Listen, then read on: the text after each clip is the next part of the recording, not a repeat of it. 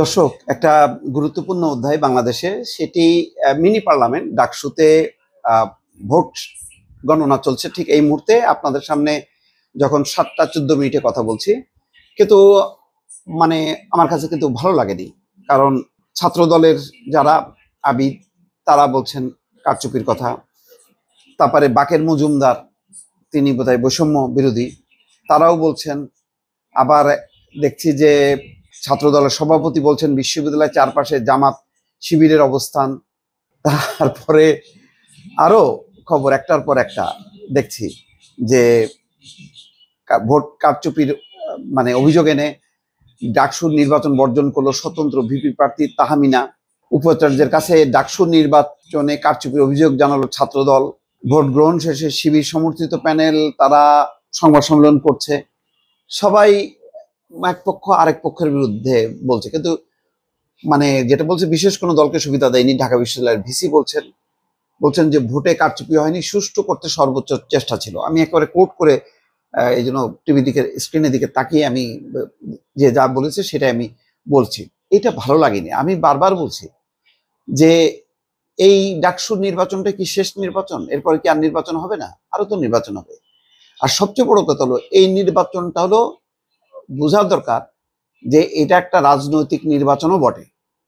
এটা ফ্যাসিবাদের অবসানের পর দেখানো যে পরাজিত শক্তি, তাদেরকে দেখানো যে আমরা ভালো ভোট করতে পারি, ভালো নির্বাচন করতে পারি।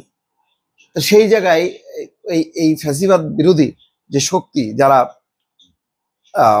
নেতৃত্ব দিয়েছেন, তারা কেন আজকে এই ধরনের পাল্টাপাল্টি অভিযোগ করছে? অথচ দেখা যাচ্ছে যে শিরোনামটা উৎসবমুখর পরিবেশে ভোট, কিন্তু আবিদ বলছে ফল পরিবর্তনের চেষ্টা হলে প্রতিহত করা হবে। না, এটা তো হলো না। ডাকসু নির্বাচন প্রশ্নবিদ্ধ আবু বাকের মজুমদার বলতেছে তো উৎসবমুখর, তো 78.33% ভোট। মাই গড, আর লাগে? এরকমই তো দরকার।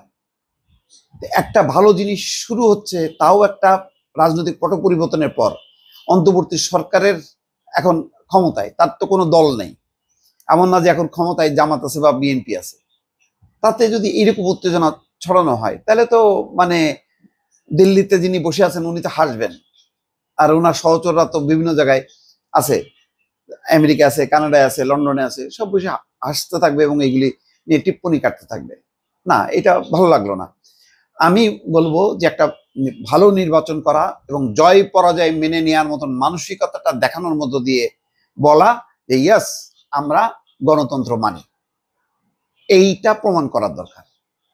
কি হবে ফলাফলে? হয় আবিদ হারবে, না হয় জিতবে, ওই সাদিক কায়েম না হয় হারবে, না হয় জিতবে। এই তো, কি আসে যায়? এটাই তো গণতন্ত্র।